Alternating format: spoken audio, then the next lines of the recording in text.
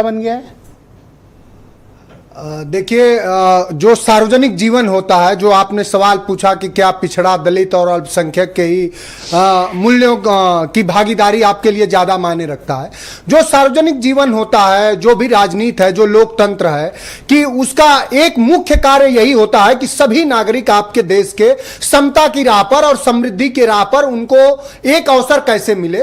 तो जब उनके अवसर की बात आएगी तो निश्चित रूप से इस देश में 90% ऐसा तबका है जो 10% संसाधनों पर अपना जीवन यापन कर रहा है। यह तो हुई आर्थिक बात, उसे सामाजिक तौर पर भी हमेशा उसे हाशिए पे रखा जाता है। वह यह वर्ग है जिसे घोड़ी चढ़ने से मना कर दिया जाता है, जिसे कुआं में पानी पीने से मना कर दिया जाता है।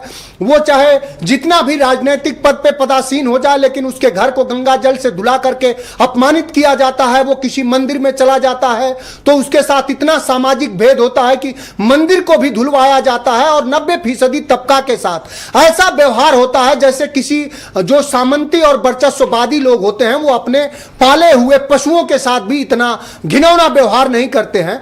तो जो तबका हजारों सालों से इस तरह के पीड़ाओं को और दंशों को झेल रहा है, अगर उनके सामाजिक आर्थिक, क्या यही अब सबसे बड़ा मुद्दा बनकर उभरा है? जी जी, अगर उनके सामाजिक और आर्थिक राजनीतिक रूप से उद्धार करने की बात कम से कम भारतीय राजनीति में अगर अखिलेश यादव जी कर रहे हैं, जो विमर्श कभी सदन में रामविलास पासवान से लेकर के और बिहार में कर्पूरी ठाकुर से लेकर श्रद्धेय नेताजी से लेकर के और कांसी राम ने कहा कि सनसोपा ने बाधी घाट, पिछड़े पांव 100 में 60, राजपाट है किसके हाथ, ऊंची जात और अंग्रेजी और ऊंची जात की क्या पहचान, गिट पिट बोले करें न काम, छोटी जात की क्या पहचान, करें काम और सहे अपमान। शिक्षा, बेरोजगारी, स्वास्थ्य, इनके मुद्दों पर बात नहीं होगी। बिल्कुल बात सिर्फ पिछड़े और दलितों की होगी। बिल्कुल। अल्पसंख्यकों की बात तो आप थोड़ा आजकल करते ही नहीं हो। रोज करते हैं साहब, ये इसीलिए होगी, इसीलिए तो हम कह रहे हैं कि शिक्षा में, रोजगार में, इनमें पिछड़ों दलितों की भागीदारी कहां है। आपने रोजगार की बात करी,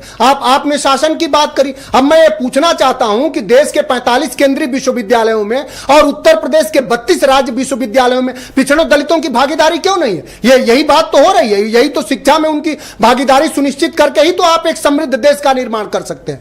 अगर इसका कोई इस समय हीरो है पूरे देश में, दलित विमर्श का और पिछड़ों के विमर्श का कोई हीरो है, उनको भागीदारी देके कोई यह सुनिश्चित कर रहा है कि हां तुम्हारे सभी तरह के दंशों का, पीड़ाओं का अगर उद्धार करेंगे तो उस नायक का नाम अखिलेश यादव है। बहुत शुक्रिया आपका। मैं प्रियंका गुप्ता को इनवाइट करता हूं इस पर चर्चा में।